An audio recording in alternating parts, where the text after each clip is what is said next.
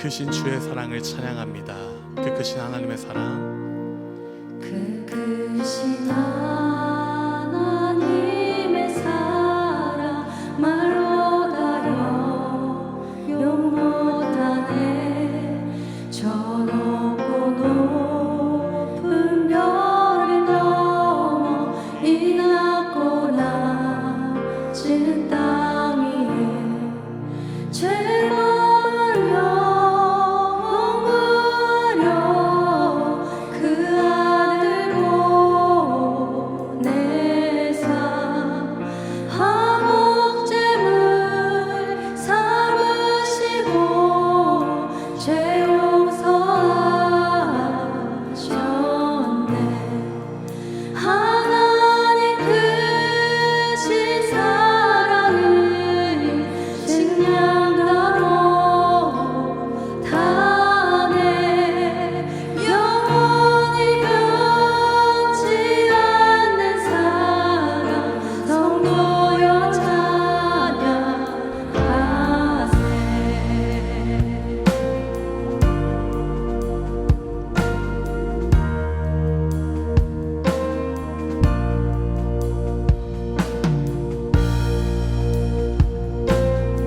함께 2절로 하나님께 고백하겠습니다. 괴로운 시절 지나가고, 괴로운 시절 지나가고 땅 위에 영화제할 때 주 믿지 않던 영혼들은 그 소리 외쳐 울어도 주 믿는 성도들에게 그 사랑 베푸사 우리의 제사를 쓰니 그대 잊을까. 하나님 크신 사랑은 증량나고 다네. 영원히 변치 않는 사랑 성도여 찬양하세. 하늘을 두루마리 삼고, 하늘을 두루마리 삼고 바다를 먹물 삼아도 한없는 하나님의 사랑 하늘을 두루마리 삼고, 하늘을 두루마리 삼고 바다를 먹물 삼아도 한없는 하나님의 사랑 다 기록할 수 없겠네. 하나님의 크신 사랑 어찌 않았을까.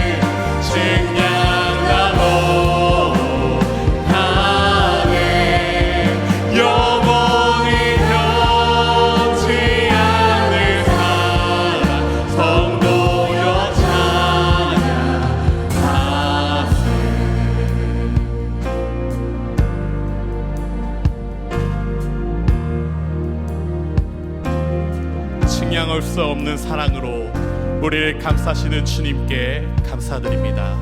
우리를 구원하신 십자가, 그 사랑을 힘입어 주님께 영광 돌립니다. 예수님의 이름으로 기도드립니다. 아멘.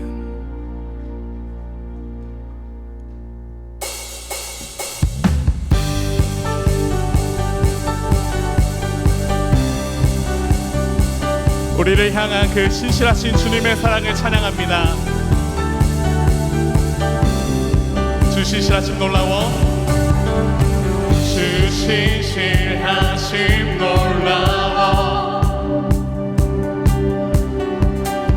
죄인의 마음 흔드네, 자비의 물가로 인도하시니 그 무엇도 끊지 못해. 주여 기억하소서, 주 백성 자녀들 진실한 주님의 약속, 주님의 은혜 내게 넘치네, 나를 향한 주 은혜. 공의와 사랑 놀라워, 공의와 사랑 놀라워, 약한 자들어 쓰시네, 구원의 노래로 인도하시니 만 백성 함께 찬양해. 주여 기억하소서, 주 백성 자녀들 진실한 주님의 약속, 주님의 은혜 넘치네, 주님의 은혜 내게 넘치네, 나를 향한 주 은혜, 주님의 은혜, 주님의 은혜 내게 넘치네, 나를 향한 주 은혜. 주여 기억하소서, 주여 기억하소서, 주 백성 자녀들 진실한 주님의 약속, 주여 기억하소서, 주여 기억하소서, 주 백성 자녀들 진실한 주님의 약속, 주님의 은혜, 주님의 은혜 내게 넘치네, 나를 향한 주 은혜, 주님의 은혜, 주님의 은혜 내게 넘치네, 나를 향한 주 은혜, 주님의 은혜, 주님의 은혜 내게 넘치네, 나를 향한 주 은혜.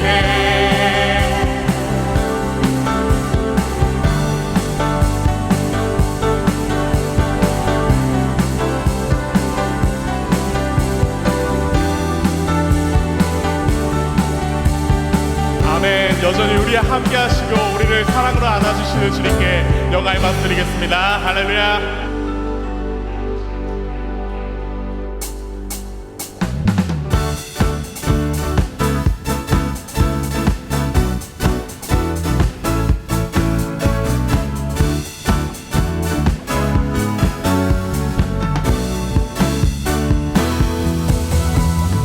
하늘 위에 주님밖에 함께 찬양하겠습니다.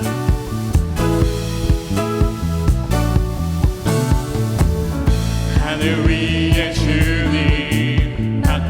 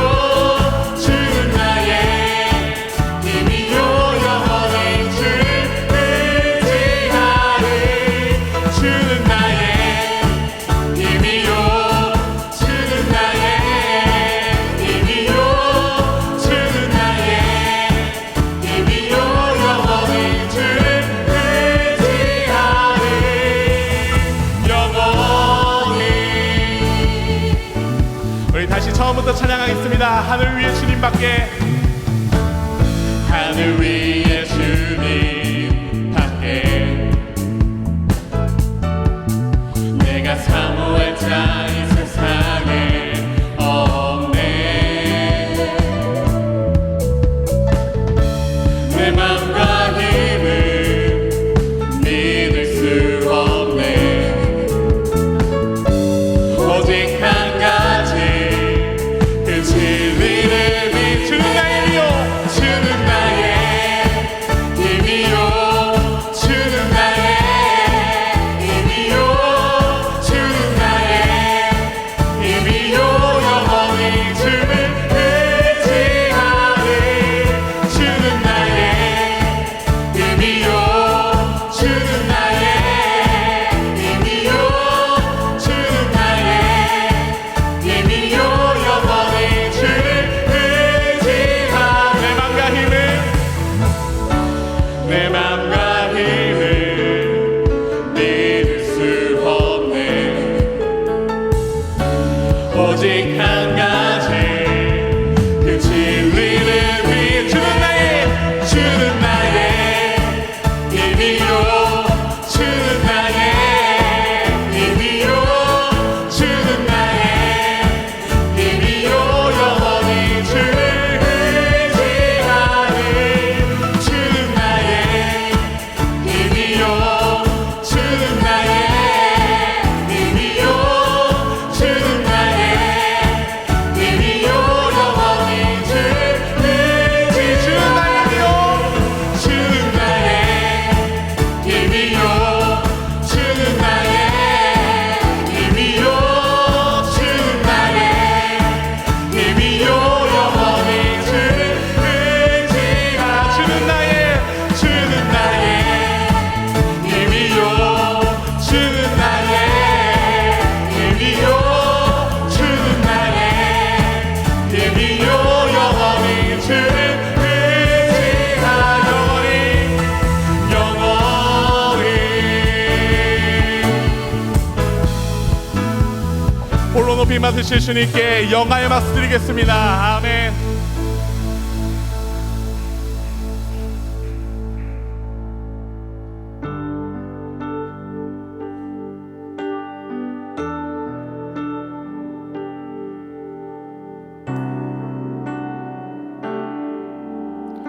내 안에 주를 향한 이 노래. 내 안에 주를 향한 이 노래, 영원한 노래 있으니 날 향한 주님의 크신 사랑 영원히 찬양하리라. 내 안에 주를 향한, 내 안에 주를 향한 이 노래, 영원한 노래 있으니 날 향한 주님의 크신 사랑 영원히 찬양하리라.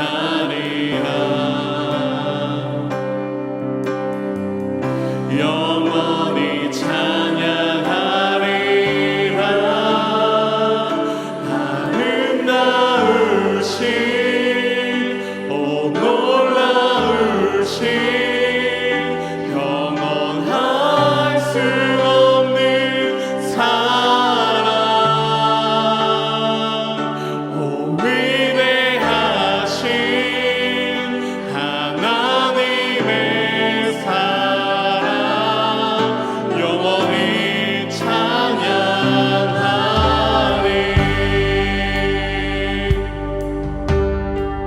십자가 그 사랑 찬양하리. 십자가 그 사랑 찬양하리. 날 구원하신 그 사랑, 내 삶을 드려 찬양하리.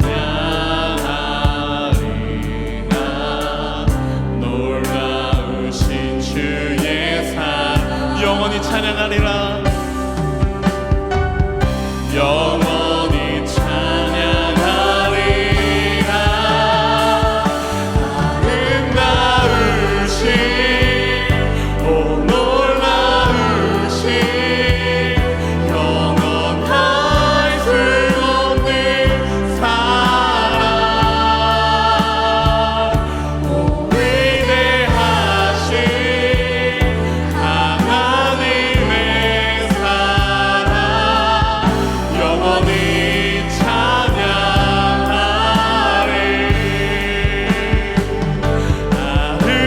아름다우신 오 놀라우신 영원할 수 없는 사랑 오 위대하신 하나님의 사랑 영원히 주와 같은 분 없네 주와 같은 분은 없네 이 세상 그 누구도 주와 같은 분은 없네 누구도 이길 수 없네 주와 같은 분 없습니다 주와 같은 분은 없네 이 세상 그 누구도 주와 같은 분은 없네 누구도 이길 수 없네 아름다우신 오 놀라우신 영원할 수 없는 사랑 오 위대하신 하나님의 사랑 영원히 찬양 아름다우신 놀라우신 그 사랑 찬양합니다 아름다우신 오 놀라우신 영원할 수 없는 사랑 오 위대하신 하나님의 사랑 영원히 찬양하리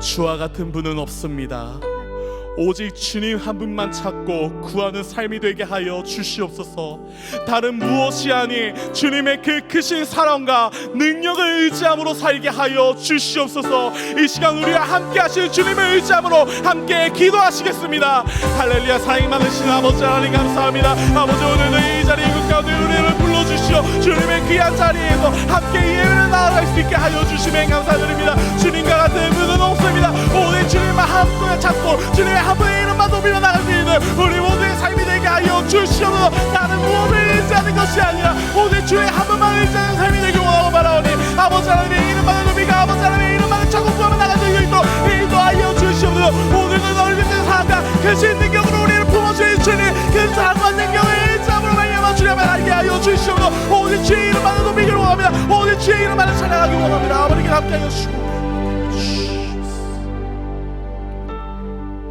참 좋으신 하나님 아버지, 오늘도 예배할 수 있도록 은혜 베풀어 주심에 감사합니다. 하나님의 말씀을 듣기 위해 나온 주님의 자녀들에게 하나님의 크신 복을 허락하시사 말씀을 듣고 세상 가운데 믿음으로 서는 힘을 허락하여 주시옵소서.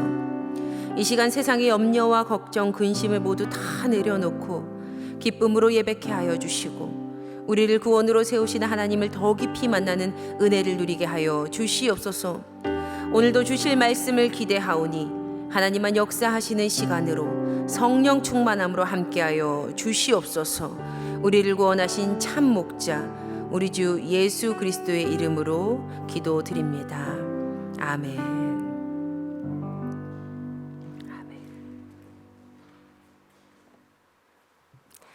네, 오늘도 선한 은혜의 통로 되어 주신 우리 찬양팀들 너무 감사합니다. 은혜 많이 받으셨지요? 네, 우리 하나님께 영광의 박수, 찬양팀에게 격려의 박수 하겠습니다. 감사합니다. 네, 오늘 우리에게 주시는 하나님의 말씀 함께 보시겠습니다. 하나님께서 우리에게 주시는 말씀 사무엘상 18장 17절에서 21절까지와 26절과 27절의 말씀입니다. 우리 말씀을 한 절씩 계속 교독하시고 27절은 합독하시겠습니다. 제가 먼저 읽습니다. 사울이 다윗에게 이르되 내 맏딸 메랍을 내게 아내로 주리니 오직 너는 나를 위하여 용기를 내어 여호와의 싸움을 싸우라 하니 이는 그가 생각하기를 내 손을 그에게 대지 않고 블레셋 사람들의 손을 그에게 대게 하리라 함이라.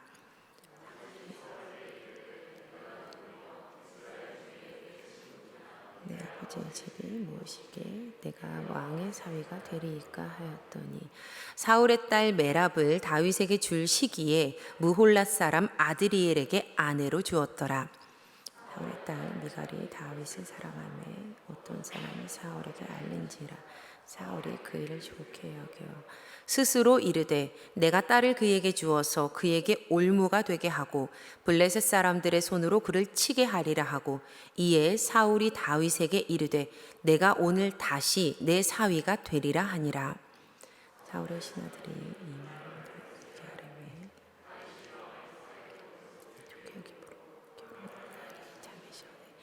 다윗이 일어나서 그의 부하들과 함께 가서 블레셋 사람 200명을 죽이고 그들의 포피를 가져다가 수대로 왕께 드려 왕의 사위가 되고자 하니 사울이 그의 딸 미갈을 다윗에게 아내로 주었더라.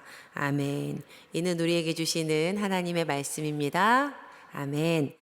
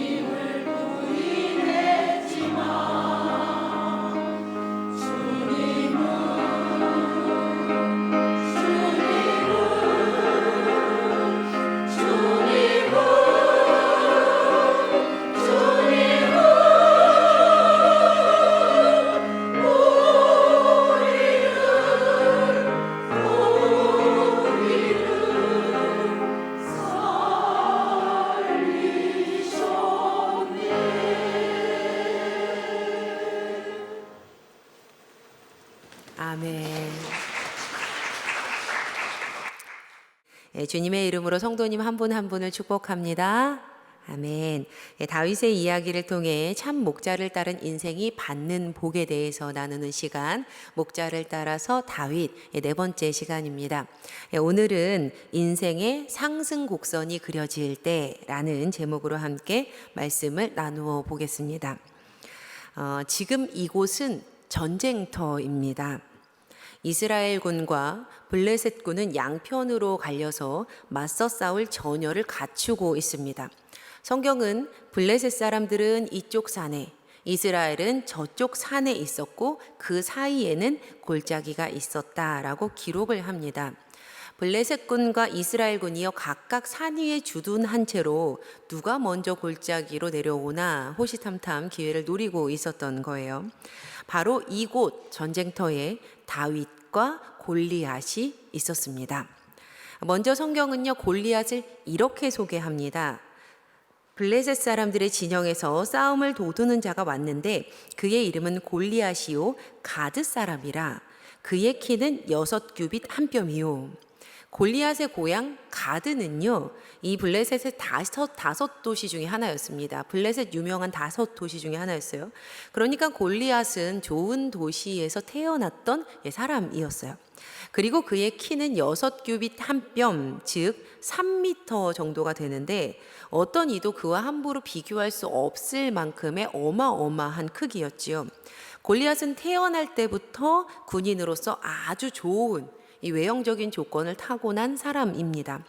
또 지금 이 전쟁터에 나온 그는요 머리부터 아주 발끝까지 투구, 갑옷, 각반을 입어서 몸을 전부 다 보호하고 있었고 날카로운 무기도 들고 있었어요. 다음으로 성경은요 다윗을 이렇게 소개를 합니다. 사무엘상 17장 12절과 14절 보면 이새는 사울 당시 사람 중에 나이가 많아 늙은 사람으로서 8 아들이 있는 중 다윗은 막내라. 장성한 3사람은 사울을 따랐고 다윗은 자신이 사는 마을에서 나이가 꽤 많은 늙은 아버지를 둔 8번째 막내 아들이었습니다. 또 다윗에 대한 사울의 평가는요 성경에서 이렇게 기록이 되어 있는데요. 사울이 다윗에게 이르되 이렇게 말합니다. 너는 소년이요 그는 어려서부터 용사임이니라. 너는 어린 소년이다. 여기서 소년은요 나아르라는 단어를 써요. 나아르. 그러니까 이 나아르라는 단어는요 갓난아이를 일컫기도 하는 단어입니다. 그 정도로 이제 어린 거죠. 대체로 20살 전후에 젊은이를 부를 때 사용하는 단어예요. 끝으로 전쟁터에서 자기 앞으로 나온 다윗을 본 골리앗이요 이렇게 행동하거든요. 그 블레셋 사람이 둘러보다가 다윗을 보고 업신여기니 이는 그가 젊고 붉고 용모가 아름다움이라. 골리앗은요 다윗을 업신여깁니다. 왜냐하면 그가 젊었고 붉었고 용모가 아름다웠기 때문이었어요. 여기서도 젊다라는 이 단어는 사울이 사용했던 소년이라는 단어와 동일한 단어예요. 나아르. 또 아름다움이라에서 이 아름다움은요 고운, 예쁜이라는 의미를 지니고 있습니다. 지금 성경에서 다윗을 그리고 있는 모습이 어떠한지 그려지시지요? 상상이 되시죠? 사실 하나씩 따져보면 다윗의 용모에 사용되었던 단어 중에 안 좋은 단어는 하나도 없습니다. 막내, 소년, 젊음, 붉음, 아름다움. 성도님들 이 단어들이요 좋지 않은 단어들인가요? 이 단어들은 좋지 않은 단어가 전혀 아니에요. 안 좋은 단어는 하나도 없습니다. 좋은 말들이에요. 그러나 문제는 이 모든 단어가 당시 왕에게 사용하기에는 적합하지 않은 용어였다라는 데에 있었어요. 막내, 소년, 젊음, 붉음, 아름다움 모두 왕이 지녀야 할 모습은 아니었던 거지요. 도리어 지금 다윗의 이 외모를 설명하고 있는 이 단어들은요 고대 시대에서는 여인들의 아름다움을 설명하는 데에 더 많이 사용되는 단어였다는 거예요. 여인의 아름다움을 설명하는데 어떤 학자는 사무엘상 16장에 다윗이 처음 등장하는 그 장면, 다윗을 처음 본 사무엘이요 다윗의 외모를 보고는 곧바로 기름을 붓지 않고 잠시 멈춰 있었던 것은 아닐까라고 이야기를 합니다. 왜냐하면 하나님께서 사무엘에게 바로 이 사람이다, 어서 그에게 기름을 부어라 라고, 어서 기름을 부어라 라고 말씀하셨기 때문이라는 거예요. 이 주장이 진짜일지 아니면 아닐지 우리가 사무엘의 속마음을 다 들여다볼 수 없기 때문에 알 수는 없지만 제가 지금 어떤 맥락에서 이 이야기를 들려드리는지 아시겠지요? 다윗은요, 당시 사회적인 기준에서 그 사람들이 생각하기에 적합한 왕의 용모를 갖추었던 사람은 아니었다는 겁니다. 더불어 그는 군인으로서도 그렇게 적합한 외모를 지닌 사람은 아니었어요. 그러니 사울이 넌 소년이야 라고 말했던 것이고, 골리앗도 다윗을 업신여겼던 것이죠. 한 인터넷 방송국에서 강남역에 나가 실험을 진행했습니다. 지나가는 사람들에게 3장의 사진을 보여주었어요. 1번은 팔이 없는 남자 청년, 2번은 드레스를 입은 여성, 3번은 턱시도를 입은 남성. 그리고 이렇게 질문을 합니다. 이 3사람 중에 피아니스트가 아닌 사람은 누구일까요? 많은 사람들이 1번 사진 속에 팔이 없는 남자에게 스티커를 붙입니다. 그런데 이 질문의 답은 1번 남성이 아니라 3번 턱시도를 입은 남성이 답이었어요. 이 실험은 사람들이 가지고 있는 편견에 대해서 이야기하려는 것이었어요. 많은 사람들이 이 사람은 피아니스트가 아닐 것이야 라고 생각하면서 스티커를 붙였던 이 사진의 주인공은요, 중국인 류웨인이었습니다. 류웨이. 바로 이분이신데요. 류웨이는요, 발가락 피아니스트예요. 벌써 14년 전이 됐는데 2010년에 중국 오디션 프로그램인 차이나스 갓 탤런트를 통해서 스타가 된 사람이었습니다. 그는 10살 때 피복이 벗겨진 전선을 잘못 건드렸다가 어린 나이에 2팔을 모두 다 잃고 말아요. 갖은 고생 끝에 비록 2팔은 없었지만 수영선수라는 꿈을 찾게 됩니다. 그는 꽤 잘했던 것 같아요. 전국 수영대회에서 2관왕을 달성을 하면서 장애인 올림픽 대회 금메달을 향해서 막 이렇게 열심히 달려가면서 훈련을 하던 중, 그런데 올림픽이 얼마 남지 않은 시점에서 이유를 알 수 없는 피부병으로 이 올림픽을 포기하게 돼요. 하지만 어린 시절 사고로 팔을 잃었을 때도, 그리고 또 겨우겨우 찾은 장애인 수영 선수의 꿈을 접어야 했을 때도 류웨이는 삶을 포기하지 않습니다. 이제 그는 피아니스트라는 새로운 꿈을 꿔요. 하지만 어느 학교에서도 팔이 없는 그를 받아줄 리는 만무했죠. 그러나 그는 계속되는 문전박대 속에서도 하루에 7시간씩 발가락이 찢어질 때까지 연습을 합니다. 그리고 몇 년 뒤 차이나스 갓 탤런트에서 발가락 피아노 연주로 끝내 그는 피아니스트가 됩니다. 그리고 이후 많은 이들에게 소망을 전해주는 사람이 되죠. 다윗은요, 어느 누가 봐도 절대로 왕이 될 수 없는 조건의 사람이었습니다. 일부러 그렇게 되기도 쉽지 않을 만큼 다윗이 갖춘 모든 조건은요, 왕에게는 어울리지 않는 것들 뿐이었어요. 하지만 성경이 증언하는 자신의 삶을 대하는 다윗의 태도는요, 그가 자신의 삶의 조건을 보지 않았다입니다. 언제나 다윗의 눈은 하나님을 향합니다. 항상 그는 하나님만 바라고 하나님만 의지해요. 그러자 그러한 다윗의 일관된 삶의 모습과 습관들을 통해서 그에 따른 합당한 열매가 삶 가운데 맺힙니다. 그러니까 당연한 결과였어요. 블레셋과의 전쟁 중에서 다윗이 골리앗에게 화가 났던 이유는요, 골리앗이 하나님을 모욕했기 때문이었습니다.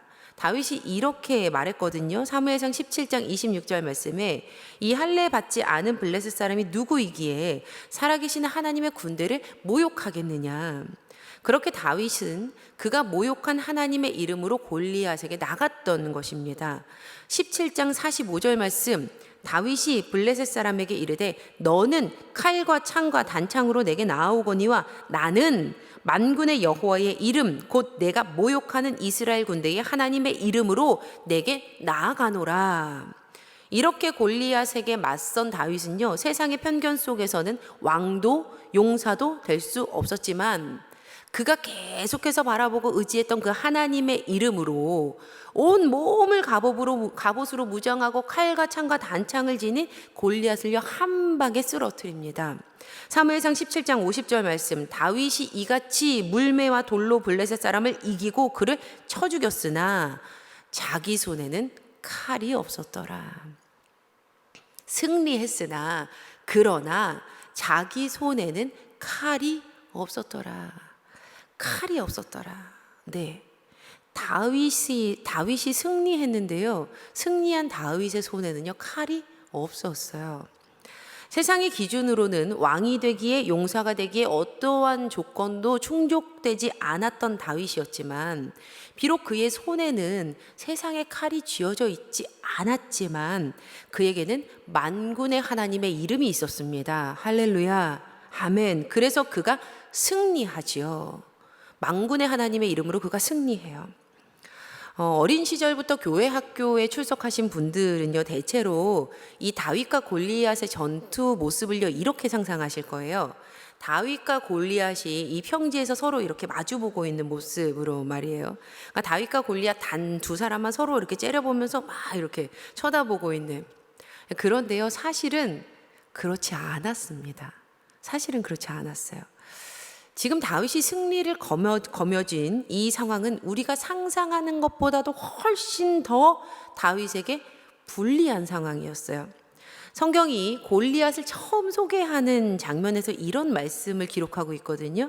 사무엘상 17장 7절의 말씀인데요. 그 창자로는 배틀채 같고 창날은 철 600세겔이며 방패든 자가 앞서 행하더라. 이게 어떤 내용이냐 하면요, 이런 내용입니다. 새 번역으로 보실게요. 그의 앞에서는 방패를 든 사람이 걸어 나왔다. 골리앗 앞에는 방패 든 사람이 한 명 더 서 있었던 겁니다. 그러니까 골리앗의 방패를 들고 그를 지키던 사람이 다윗과 골리앗 사이에 한 명 더 있었던 거예요. 성도님들, 골리앗은요, 블레셋의 대단한 장군입니다. 그런데 과연 아무나 대충 세워서 그의 방패를 들게 했을까요? 전 아니라고 생각합니다. 또 몸짓이 큰 그 골리앗의 방패가 얼마나 무거웠겠어요. 분명 이 방패를 든 사람은 힘도 세고 무예도 뛰어난 그러한 사람이었을 겁니다. 가뜩이나 골리앗도 대단한데 그 대단한 사람의 한 발 앞에 서서 머리부터 발끝까지 갑옷으로 입은 용사 골리앗을 보호하던 보호막이 한 겹 더 있었던 거죠.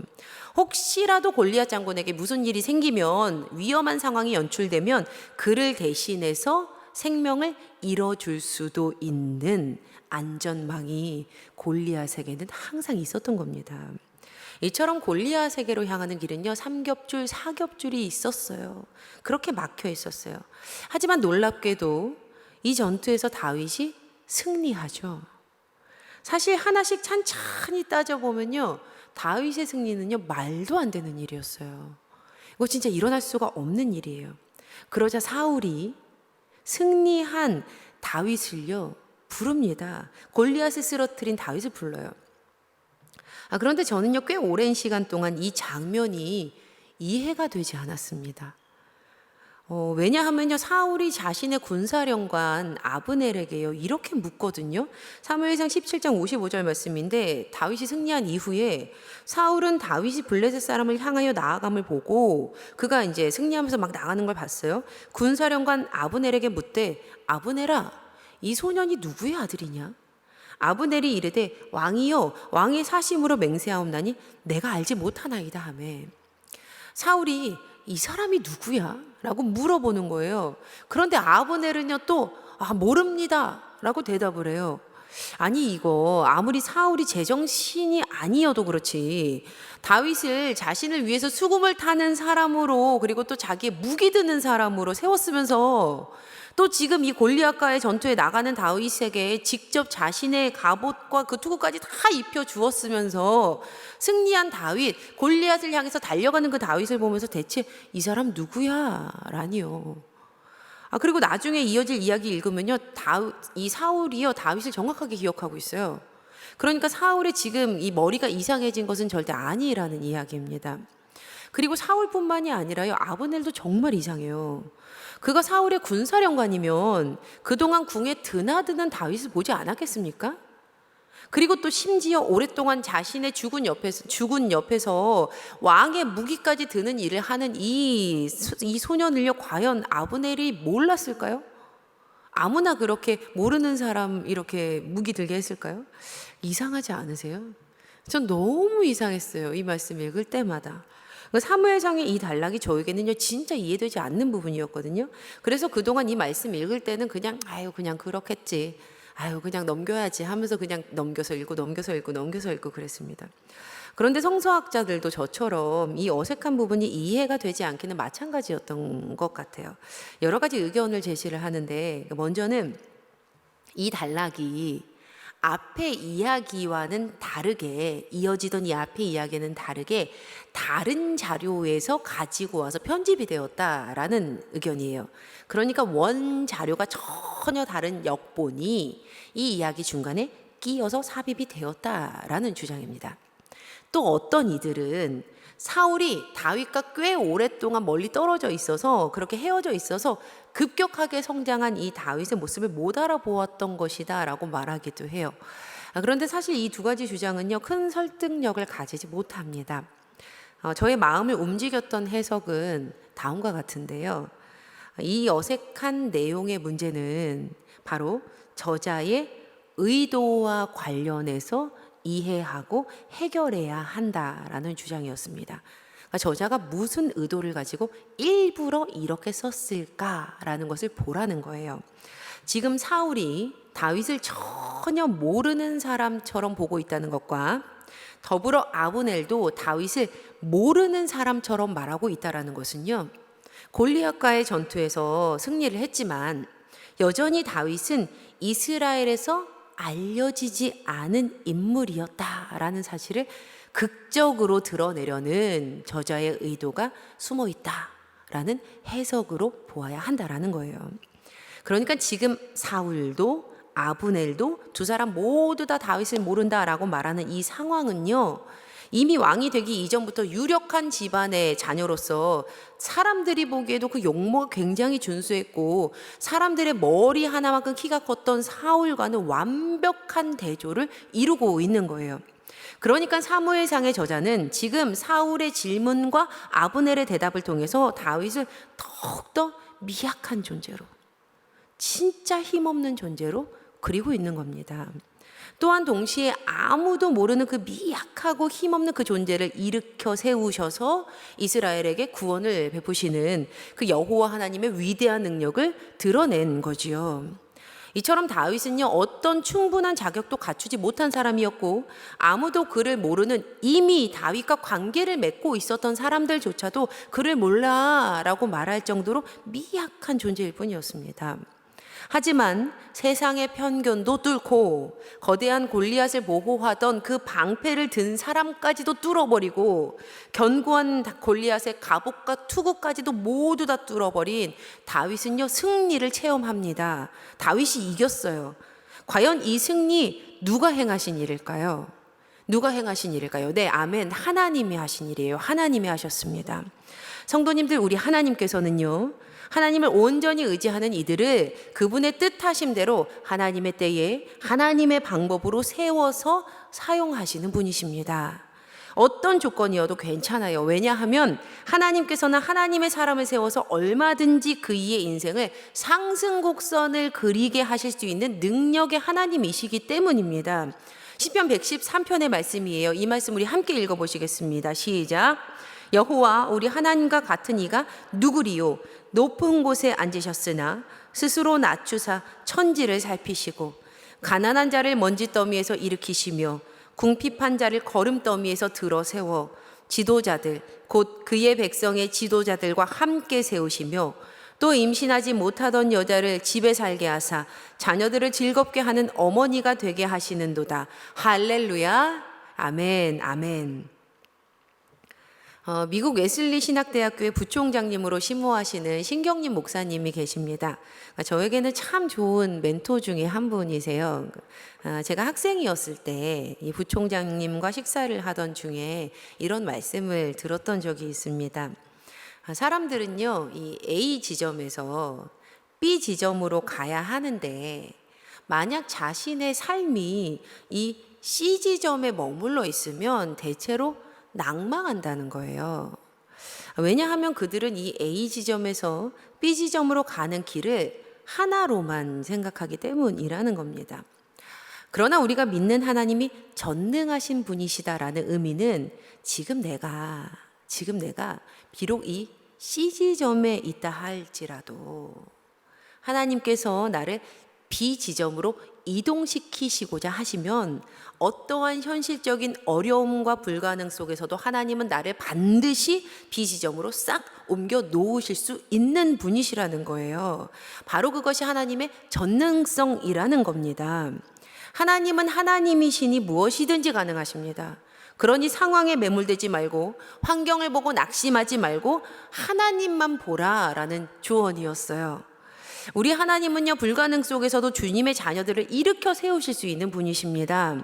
바로 그 하나님께서 저와 여러분 이 말씀을 듣는 모든 주님의 자녀들에게 선하게 일하실 줄을 믿습니다. 아멘, 아멘, 아멘. 하나님께서요, 불가능의 끝에 서 있었던 그 다윗을요, 일으켜 세우셨습니다. 이제 그에게 불가능했던 일 중에 하나였던 다윗이 이스라엘의 용사 중에 용사로 세워졌어요. 이제 골리앗을 쓰러뜨린 다윗은요, 왕의 사위가 될 자격을 얻었고, 그리고 그의 집안까지 세금을 내지 않아도 되는, 세금이 면제되는 특권을 누릴 수 있게 되었습니다. 왕이 공약으로 걸은 게 이 두 가지였거든요. 그러니까 하나는 왕의 딸과 결혼할 수 있는 자격이 주어지는 거, 그리고 두 번째 그 가문이 세금을 면제받을 수 있는 특권이요. 그러나 애석하게도 복병이 있었는데 바로 이 약속을 내건 사람이 사울이었다는 점입니다. 사울. 이 사울은요, 하나님과의 약속도 지키지 않는 사람이었어요. 이전에는 다윗이 사울과 아버지 집을 이렇게 오고 갔었는데 이제 사울은요, 다윗을 집에 돌아가지 못하게 합니다. 그러니까 하나님의 때가 이제 된 거예요. 궁예에서만 살게 된 이 다윗이요, 사울이 보내는 곳마다 지혜롭게 행동해요. 그래서 군대장이 됩니다.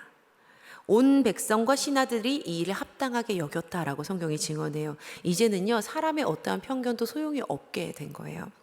그러던 어느 날이었습니다. 사실 이날은 다윗이 블레셋과의 전쟁에서 승리하고 돌아오던 기쁨의 날이었습니다. 하지만 곧 이날을 기점으로 사울은 그를 죽이려는 마음을 품게 됩니다. 이스라엘 모든 성읍에서 여인들이 승전 후 돌아오는 이 다윗을 환영하면서요, 그 사울을 환영하면서요, 막 노래하고 춤을 추는데요. 사무엘상 18장 7절 말씀. 여인들이 뛰놀며 노래하여 이르되 사울이 죽인 자는 천천히요 다윗은 만만이로다 한지라. 그런데 이 노랫말이 사울에게는요, 심히 불쾌했어요. 사울이 그 말에 불쾌하여 심히 노하여 이르되 다윗에게는 만만을 돌리고 내게는 천천만 돌리니 그가 더 얻을 것이 나라 말고 무엇이냐 하고 그날 후로 사울이 다윗을 주목하였더라. 사울이 다윗을 주목했다라는 말은요, 그를 시기하고 계속해서 의심했다는 말이에요. 그런데요, 사실 이 여인들이요, 환영했던 것은요, 다윗이 아니었습니다. 성경 보면요, 무리가 돌아올 때에 누구를 환영합니까? 왕 사울을 환영하는데 라고 성경이 분명히 기록하고 있어요. 무리가 돌아올 때 왕 사울을 환영하는데, 그리고 천천히요 만만이라 라는 노래의 가사도요, 1000개다 만개다 라는 숫자적인 의미보다는 당시 매우 많다, 갈수록 더 많아지네 라는 서서히 증폭하는 상징적인 내용일 뿐이었어요. 그러나 사울에게 이 모든 것들은 보이지 않고 그저 불쾌하기만 했을 뿐입니다. 그렇게 사울은 다윗을 주목했고 그를 없애기 위한 전략을 세우기 시작합니다. 이미 다윗은 골리앗과의 싸움에서 승리했기 때문에 벌써 사울의 사위가 되어야 마땅했습니다. 하지만 왕은 약속을 지키지 않고 있었어요. 그러니까 계략을 세운 사울이여 다윗에게 와서 이렇게 말을 하는 거예요. 사울이 다윗에게 이르되 내 맏딸 메랍을 내게 아내로 주리니 오직 너는 나를 위하여 용기를 내어 여호와의 싸움을 싸우라 하니 이는 그가 생각하기를 내 손을 그에게 대지 않고 블레셋 사람들의 손을 그에게 대게 하리라 함이라. 자세히 보면요, 이거 말도 안 되는 헛소리예요. 오직 너는 나를 위해서 용기를 내서 여호와의 싸움을 싸우라니요. 아니, 사울을 위해서 용기 내서 하나님을 위해서 싸우라고요? 하나님 싸움을 싸우는데 왜 사울을 위해서 싸우라는 거예요? 그리고 진짜 이유는요, 자기 손 안 대고 다윗 죽이려는 것이었죠. 사울은요, 악한 마음을 품고 하나님의 이름을 함부로 말하고 있습니다. 그러나 다윗은 겸손했습니다. 제가 무엇인데 왕의 사위가 될 수 있겠습니까? 진심이었어요. 사울은 약속을 어기고 딸 메랍을 무홀라 사람 아드리엘에게 아내로 주죠. 한 나라의 왕이요 일구이연을요 밥 먹듯이 해요. 그러던 중에 사울은 딸 미갈이 다윗을 사랑한다라는 말을 듣게 되는데, 이 말을 들은 아버지가 매정하게도 딸을 다윗을 죽이는데 올무로 사용하려고 합니다. 그래서 사울이요 한 번 더 다윗에게 이렇게 말을 하는 거예요. 네가 오늘 다시 내 사위가 될 거야, 이렇게 말해요. 그리고 사울은 신하들을 시켜서 몰래 다윗에게 가서 왕이 너를 사위로 삼고자 한다라고 말을 흘리라고 시킵니다. 그런데 이번에도 다윗은 겸손합니다. 저는 가난하고 천한 사람입니다. 이 말도 진심이었습니다. 이번에도 자신의 뜻대로 되지 않자 사울은 신하들에게 다시 가서 다윗에게 전하라고 합니다. 왕은 다른 결혼 선물은 원하지 않고 블레셋 남자의 포피수 100개만 가져와서 원수 갚아주는 것만을 원하십니다. 이번에도 사울은 다윗을 블레셋 사람들의 손에 죽게 할 작정이었어요. 그러나 이번에도 사울의 뜻대로 되지 않지요. 다윗은 또다시 승리했고 결국 사울은 그의 딸 미갈을 다윗에게 아내로 주게 됩니다. 이렇게 다윗이 왕의 사위가 되었습니다. 목동이었던 다윗이 군대의 장으로, 그리고 결국에는 왕의 사위가 됩니다. 사울의 사위가 된 다윗의 인생은 앞으로 어떻게 되는 걸까요? 다음 주에도 우리 목자를 따랐던 다윗의 이야기를 이어서 들어보겠습니다. 참 아이러니하게도 사울이 다윗을 죽이려고 노력하면 노력할수록 다윗을 향한 두려움도 증폭이 됩니다. 사무엘상 18장 12절에 보면요, 그를 두려워했다라고 기록이 되어 있어요. 근데 15절에 보시면요, 우리말로는 두려워하였으나인데요, 이게 매우 두려워했다라는 말입니다. 증폭돼요. 그리고 29절은요, 우리말 성경도 더 번역을 이렇게 확실하게 했는데요, 더욱 두려워하여, 더더욱 두려워했다는 뜻이에요. 도대체 왜 사울의 두려움은 시간이 갈수록 증폭된 것이었을까요? 바로 사울의 그 모든 노력이 거짓말처럼 항상 물거품이 되었기 때문이었습니다. 항상 물거품이 돼요. 한 번이면 우연이라고 생각할 수도 있겠는데 2번, 3번, 4번 다윗의 인생에는 상승 곡선이 계속 되는 거예요. 더불어 다윗을 향한 사람들의 사랑도 짙어져 갑니다. 하나님의 마음도 사람들의 마음도 다윗에게로 향해요. 그렇게 다윗의 인생은요 고공행진을 계속합니다. 하지만 다윗은 여전히 겸손합니다. 높이 올라왔네. 높이 올라왔으니까 내가 어디까지 올라왔는지 밑 좀 한번 볼까? 라면서 아래를 쳐다보지 않아요. 그는 여전히 하나님만 바라봅니다. 목자 이새의 아들, 막내 아들 목동이었을 때도 겸손했고, 골리앗과의 전쟁 중에서도 자신의 위치를 알았으며, 군대 장관이 되었을 때에도 잠잠합니다. 또 왕의 사위가 되었을 때에도 자신을 높이지 않습니다. 하나님의 자녀들은 오직 하나님만 봅니다. 하나님의 자녀들은 하나님만 봅니다. 때문에 그의 인생이 드러나지 않아도 상관이 없고, 반대로 그의 삶이 세상에 드러나서 높여지고 인생의 상승 곡선이 그려지는 때에도 여전히 하나님만 바라봅니다. 그는 늘 하나님 앞에서 겸손합니다. 바라기는 하나님께서 우리의 삶을 높이 들어 사용하실 때 다윗처럼 하나님께만 시선을 고정하기를 소원합니다. 하나님만 바라보며 인생의 높낮이에 괴념치 않는 주님의 자녀가 되시기를 간절히 축복합니다. 아멘.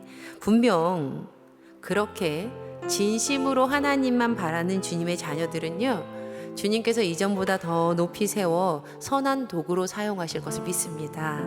그 은혜를 맛보아 누리는 저와 우리 사랑하는 성도님들 되시기를 주님의 이름으로 간절히 축원합니다. 아멘. 우리 함께 찬양하며 기도하시겠습니다.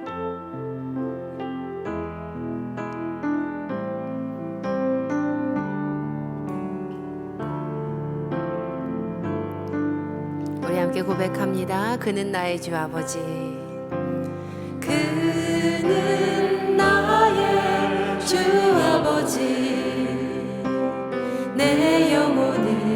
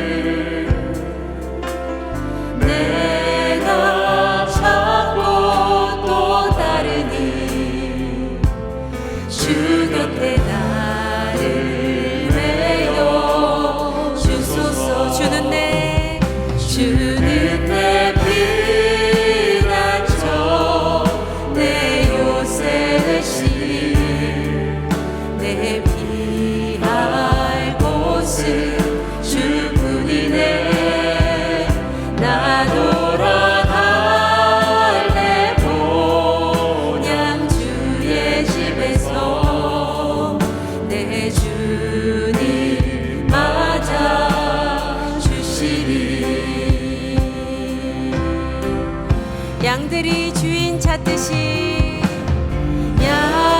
양들이 주인 찾듯이 오직 한 분 목자니 내 주님을 내가 찾고 또 따르니 주 곁에 나를 메어. 우리 두 손 들어 찬양합니다. 주는 내 피난처 내 요새 되시니 내 피할 곳은 주뿐이네. 나 돌아갈래 고향 주의 집에서 내 주님 맞아 주시리. 우리 이 시간 함께 기도하겠습니다. 하나님께서 우리를 들어 사용하실 때 다윗처럼 하나님께만 시선을 고정하는 주님의 자녀가 되기를 우리 결단하며 기도하길 원합니다. 주님, 온전히 주님께만 시선을 고정하고 인생의 높낮이에 괴념치 않는 주님의 자녀가 되게 하여 주시옵소서. 주께서 어제보다 더 우리를 세워 사용하실 때에 더욱 겸손한 주님의 자녀가 되게 하여 주시옵소서. 우리 같이 주신 말씀 붙들고 주여 세 번 부르시며 기도하시겠습니다. 주여, 주여, 주여. 하나님 아버지 고맙고 감사합니다. 하나님, 주님께만 시선을 고정하는 우리 인생이 되게 하여 주시옵소서. 인생의 높낮이에 괴념치 않는 주님의 자녀가 되게 하여 주시옵소서. 하나님께로만 시선을 고정하게 하소서. 하나님께만 시선을 고정하게 하여 주시옵소서.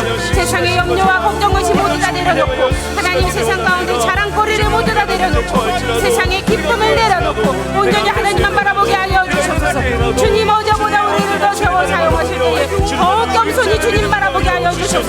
우리의 시선을 고정하며 인생의 높낮이가 아닌 하나님만 바라보게 하여 주시옵소서. 약하고 연약하고 부족하고 모자르다 그러나 주님 우리를 사용하신다면 하나님께서 높여 사용하실 줄을 믿습니다. 하나님, 이 자리 가운데 주님의 귀한 자녀들 높여 사용하여 주시고 세상 가운데 하나님의 일을 위하여 선한 도구로 사용하여 주시옵소서. 하나님의 일을 할 때에 하나님 그리스도의 일꾼이 되어 주와 함께 동행하며 일하는 주님의 귀한 일꾼들을 간절히 소망하오니 모든 주님의 자녀 가운데 성령 충만함으로 역사하여 주시고 은혜로 더하여 주시소. 하나님, 자로나 오로나 치우치지 아니하고 온전히 주님 안에서 믿음으로 더하는 주님의 귀한 자녀들이 되게 하여 주시옵소서. 세우시는 하나님, 더 깊이 만나게 하여 주시옵소서. 높여 사용하신 하나님, 더 깊이 만나게 하여 주시옵소서. 하나님, 인생 가운데 고백하며 주님을 바라보며 살아갈 때에 하나님, 주님께서 변화시켜 주시는 귀한 인생 가운데 어제나 오늘이나 더욱더 주님 바라보며 살아가는 간절히 소망하오니 주여 믿음의 믿음을 넣어소서. 복의 복을 넣어소서. 하나님 아버지, 주님 안에서 참되하게 하여 주시고 온전히 하나님 바라보며 살아가는 간절히 소망하오니 주여 기도하는 모든 심령마다 주님 은혜를 받아주시고 주님 붙잡아 주실 줄을 믿습니다. 주님 역사하여 주시옵소서. 우리의 목자 되시는 하나님 아버지, 오늘도 귀한 말씀을 허락해 주시니 감사합니다. 오늘 우리의 모든 시선이 주께로 향하길 소망하오니 주여 은혜를 베풀어 주시옵소서. 인생의 높낮이에 눈과 마음을 두는 것이 아니라 주님과 동행함으로 주께 귀히 쓰임 받고 있는가에 더 마음을 쏟는 우리 모두가 되게 하여 주시옵소서. 주여, 바라기는 우리 성도님들 하나님의 선한 도구로 사용하여 주시고 주께서 사용하실 때에 세상의 어떠한 조건과 환경 속에 갇히지 않고 여호와 하나님께서 들어 세우시는 자유함 가운데 하나님의 나라를 위해 열과 성을 다해 헌신하게 하여 주시옵소서. 주님, 오늘도 주께 예물 드리는 아름다운 손길 있습니다. 하나님의 마음이 있는 곳에 귀하게 사용하여 주시옵소서. 예물에 담긴 간절한 기도의 제목을 아시오니 주님, 이제는 들어 사용하여 주시사 하나님의 나라를 위해 귀히 쓰임받는 아름다운 예물이요 아름다운 주의 자녀들 되게 하여 주시옵소서. 오늘도 주신 말씀 붙들고 삶으로 돌아가는 주님의 자녀들에게 선한 목자 우리 주님을 따를 수 있는 믿음을 허락하여 주실 줄을 믿습니다. 더 큰 믿음 허락하여 주시옵소서. 이제는 우리 주 예수 그리스도의 은혜와 살아계신 하나님 아버지의 무한하신 사랑하심과 성령님의 감화감동 교통 인도하심의 귀한 은혜가 주님의 자녀들을 높여 귀하게 사용하시는 참 목자 우리 주님을 따라 살아갈 사랑하는 우리 성도님들 위해 우리 교회와 이 지역과 온 세계 열방 가운데 이제로부터 영원까지 함께 하시기를 우리의 목자 되시는 주 예수 그리스도의 이름으로 간절히 축원하옵나이다. 아멘.